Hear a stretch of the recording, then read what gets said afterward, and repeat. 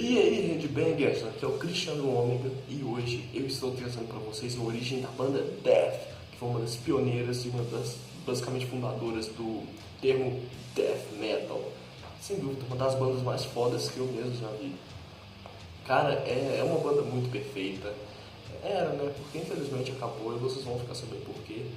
Mas é uma banda muito perfeita e sem dúvida é uma banda que merece palmas, velho. É muito pouco. Então vamos lá.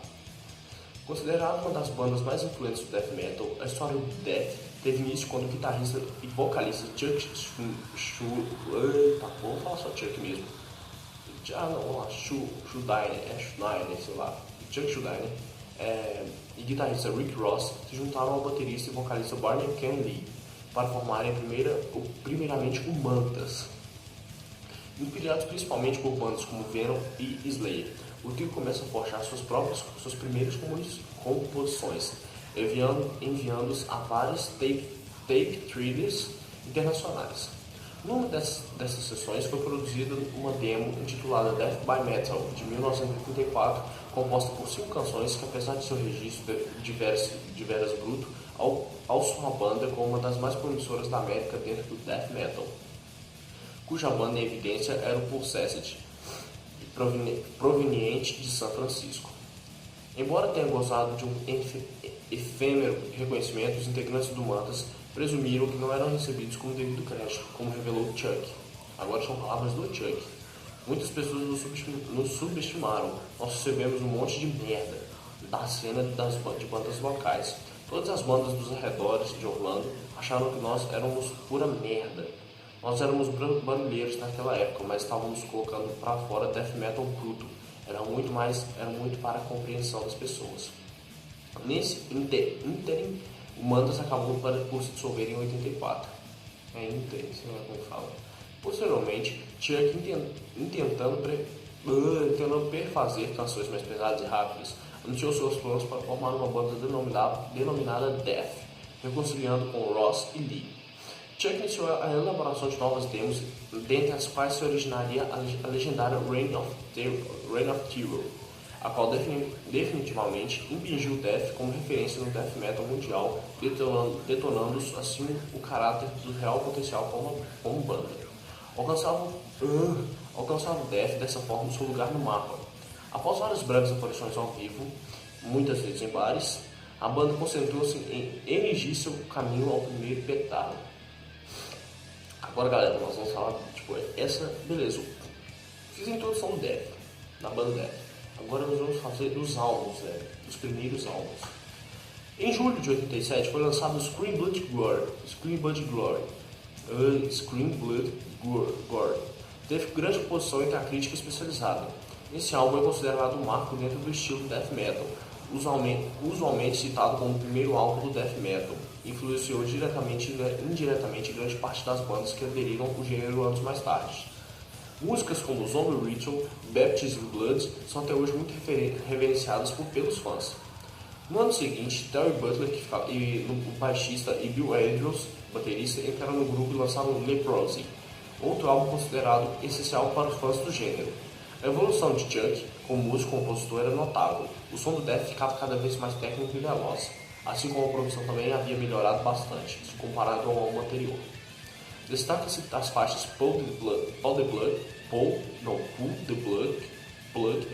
Four Months Past e a faixa título.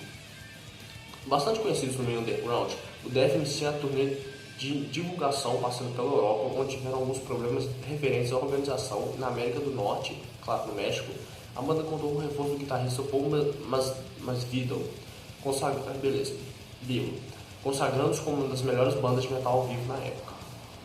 Logo após, Chuck contratou o virtuoso guitarrista James Murphy, junto à banda, e gravaria o álbum Spiritual Reeling, lançado em fevereiro de 90, produzido por Scott Burns. Chuck cada vez mais se mostrava um grande compositor, e a técnica do Death crescia gradualmente a cada lançamento. Ele também mudou a temática das letras, dessa vez apostando mais em críticas sociais.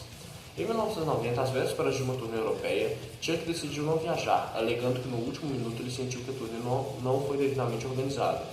Andrews e Butler continuaram com a turnê pela Europa como Death, para cumprir as obrigações contratuais da banda, e recrutaram os Rose Walter Tressler na guitarra e Lou Carlisle no vocal, para substituir Chuck. Para grande espanto dele. Enfim. Chuck tomou medidas legais e Butler e Andrews foram demitidos da banda. Desde então, Chuck havia decidido que não trabalharia mais com músicos fixos no Death, apenas músicos contratados. Deixa eu beber só um pouquinho aqui, né?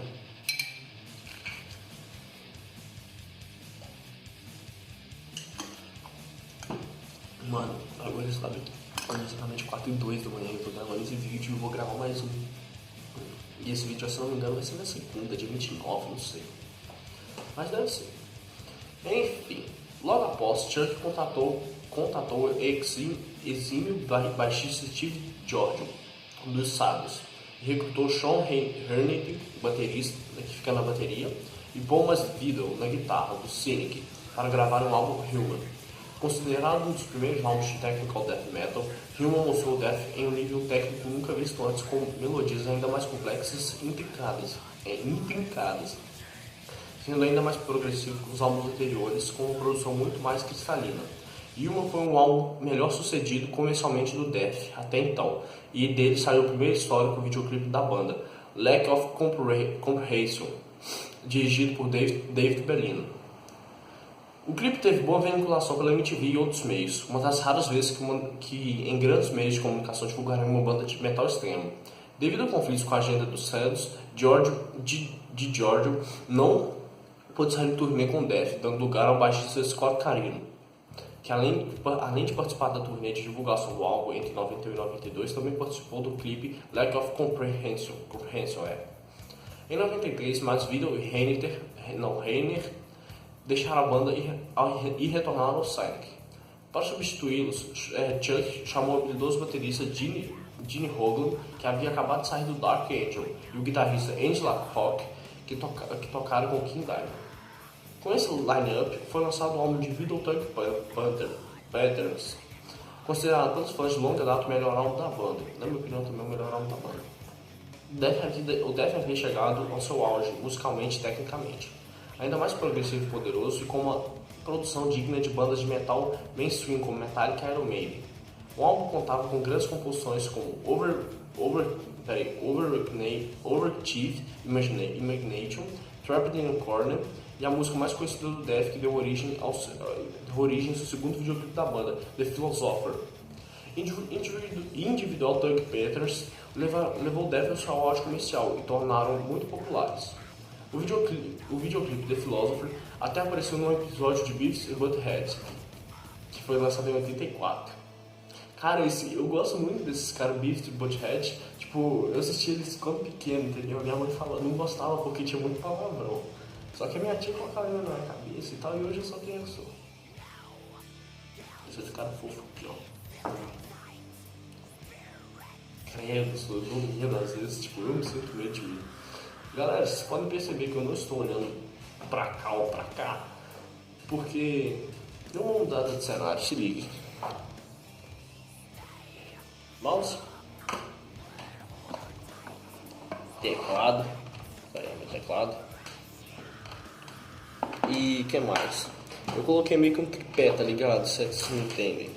Tem um monte de caneta aqui de anotação e tal. Enfim, eu tô olhando basicamente pra cá, ó. Sim, no meio, certinho.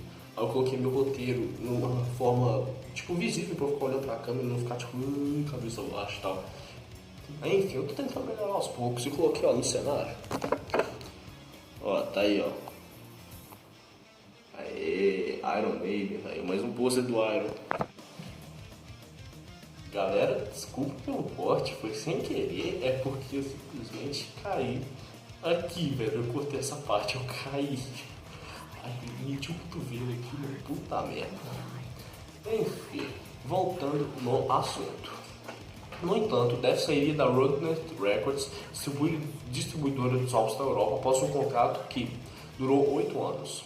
Após longa turnê, muito bem sucedida com o guitarrista Ralph Santola, substituindo Lack Hawk, que teve compromisso com King Diamond em 95, era hora de gravar um novo álbum. Chuck contrata os músicos Kellen Conlon e Bob Coble para substituir Giorgio e La Rock. Gene Hoglan permaneceria com a banda. Então, em 95 é lançado Symbolic, Simon, que é esse daí. Diversos fãs mantêm-se em dúvida e dividem opiniões até hoje para descobrir qual é o melhor álbum.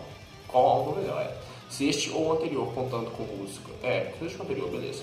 Contando com músicas como Crystal Mountain, Perennial Quest, Zero Tolerance e a faixa de título, o álbum rapidamente tornou-se um clássico do estilo.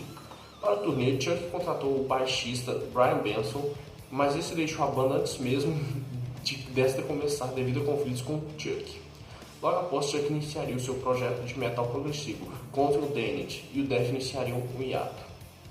No entanto, Chuck conseguiria um contrato com a Nuclear Blast para ambas as bandas. Agora, galera, eu vou falar numa coisa muito importante, que é um assunto muito delicado que eu não gosto de falar, que é o fim da banda, velho, que eu fico chateado pra caramba. Mas vamos lá. Vamos beber uma água aqui antes, que tá muito calor. Vamos lá, macho. Coragem. Enfim. Em 97, no entanto, o Death retorna mais uma vez para lançar o último álbum da carreira, The Sound of Perseverance, contando com Richard Chris na bateria, Shane O'Haire na guitarra e Scott Glennie no contrabaixo.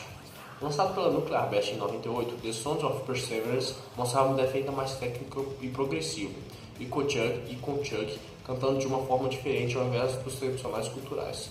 Chuck optaria por um vocal mais rasgado e agudo.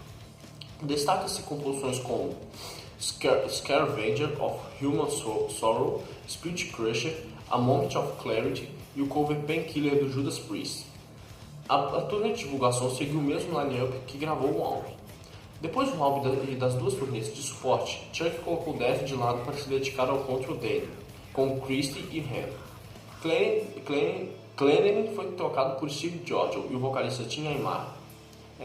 Embora o line-up e o estilo das músicas do Control Damned fossem em grande parte semelhantes ao do Death, Chuck criou o Control Damned porque estava descontente com os vocais menos agressivos para o Death.